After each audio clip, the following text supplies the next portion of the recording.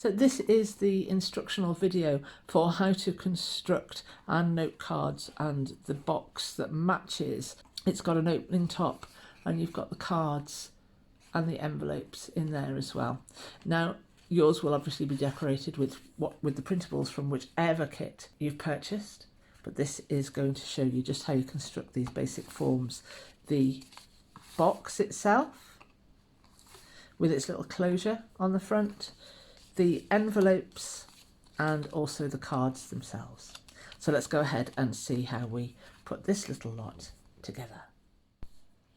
This is the basic instructional video for how to fold the note card box, the note cards and the envelopes. So you get 3 sheets with your kit, and your kit will have printed on it all manner of gorgeousness. Gorgeousness is depending on the kit you've got there, but this is just, like I say, a generic video to show you how to construct these elements. So you've got a page with the note card box on it that looks like that, and I've printed this onto 250-gram card, which is £92 cover stock. You've then got a page that has got the 3 note cards on it, and I've printed this again on the 250-gram, the £92 cover stock, and then you've got the envelopes, which I've printed onto a 120-gram card, 120-gram paper rather, which is £80 text stock. And you may wish to reverse print these sheets with another sheet that you will get in the kit, a plain sheet, just to lose the whiteness of that paper, and you can go ahead and print the reverse of all of those. Now you're going to cut on every page all around the solid black lines and score on all of the dotted lines, and it's quite usual to score after you've cut, but I'm going to do it the other way around today, really just because it means if I get into a flow of making these, for instance, for a craft fair or something like that, I'm making less scores because I've just done all 3 cards in one. And you will also need to double up on these. There will be 3 different designs in your kit and 2 different envelope designs, and I would say you'd need 6 of these and 6 of these. So print off the relevant number of sheets and go ahead and score all of your dotted lines. If you want to do it first, it doesn't matter that your score lines go over the lines that you're going to be cutting. Makes it a little less fiddly, you know, everything's nice and square, and it just speeds up your process if speeding up your process is an important thing to you. For instance, if you're making a lot of these for gifts or craft fairs. So there's that one done, and I'll score the box.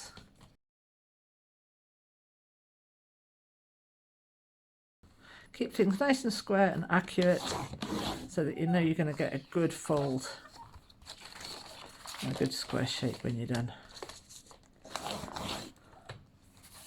There we are. Now I've scored all mine first. I'll go and cut them all out and I'll come back and then we can assemble them. So I've cut out as much as I can on my big trimmer, and obviously there are some lines here that I can't slice all the way down, so I'm going to just finish this off by hand. Some of these shapes don't really matter if you're not that accurate. These little tabs here, for instance, at the ends aren't going to mind if you're slightly off, but this nice long strip here, that needs to be nice and straight. So if you want to go at that with a ruler and a craft knife, feel free.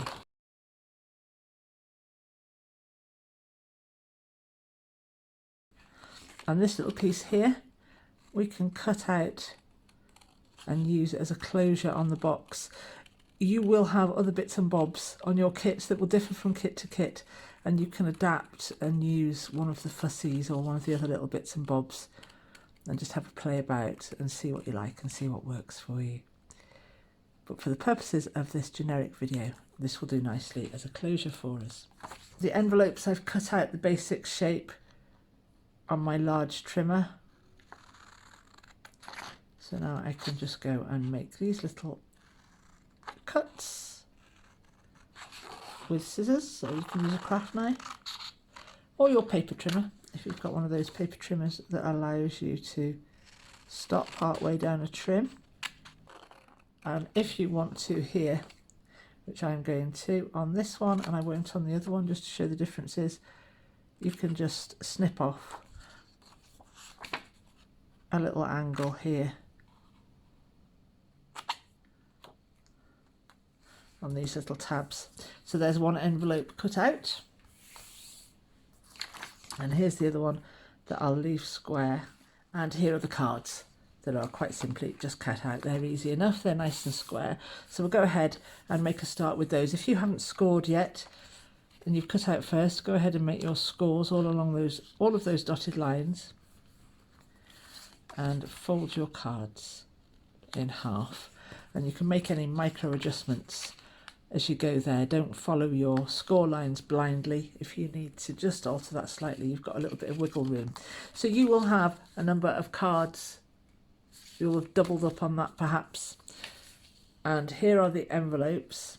This is the one that I've left with the square cut sides, and we are going to fold into the plain side. You may have reverse printed all of your sheets to get rid of that white paper, but if you want to go for white paper, by all means leave it white and just make those folds. And there's your basic envelope.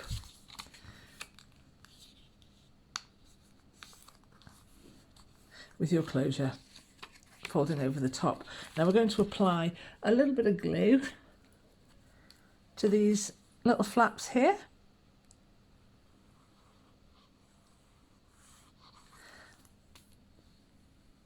Or if you want to, you can use tape. Now, as for closing the envelopes, oh, I've gone too high there, don't go too high. So that's your envelope complete. If you want to, you can ink these edges. If you can see some of this dotted line and it annoys you and you want to get rid of it, ink up those edges and I'll take care of that.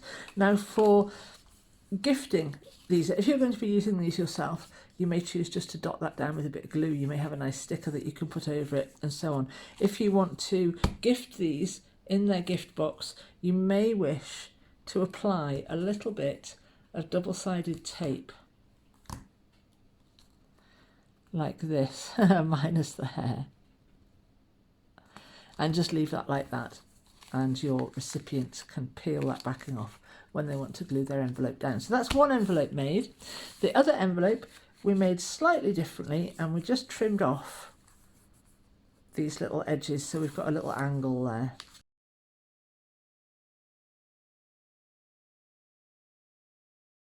There we are, so they're my two envelopes. They look lovely and they feel nice and sturdy as well. This 120 gram paper is really nice. You can go a little bit lighter than that for your envelope if you want to.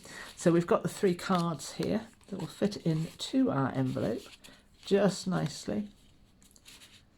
Like that. That works beautifully, and the whole thing feels, it's small, it's precious, it's really, really lovely. Now let's put this box together.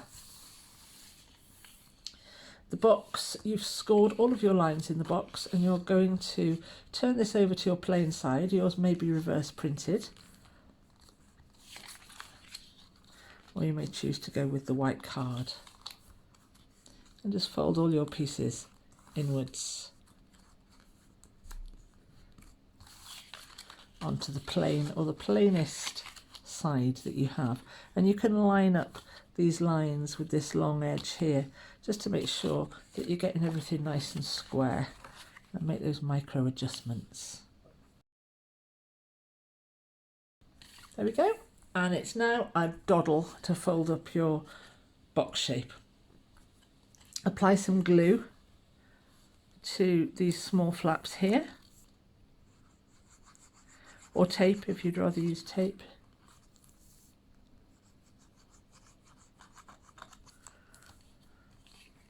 Bring these sections up so that everything's sitting at 90 degrees, and just glue your tab in place. The important thing to note here is that these 2 edges are sitting nicely at 90 degrees, and that'll ensure that your box is nice and square and everything that fits as it should. And when that glue has had a moment to grab, and of course if you're using tape, you only get one shot at it. If you're using glue, you've got a little bit of wiggle room there and you can make any slight adjustments that you need to make. And now you can glue these two longer tabs. Bring the back of your box upwards to meet them. Again, checking that everything's sitting nicely at 90 degrees. That's the important thing here. And there's your box complete.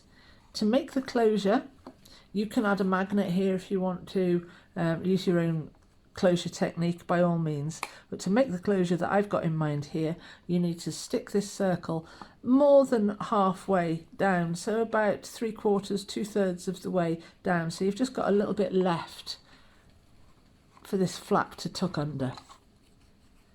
So glue about 2/3 of your circle,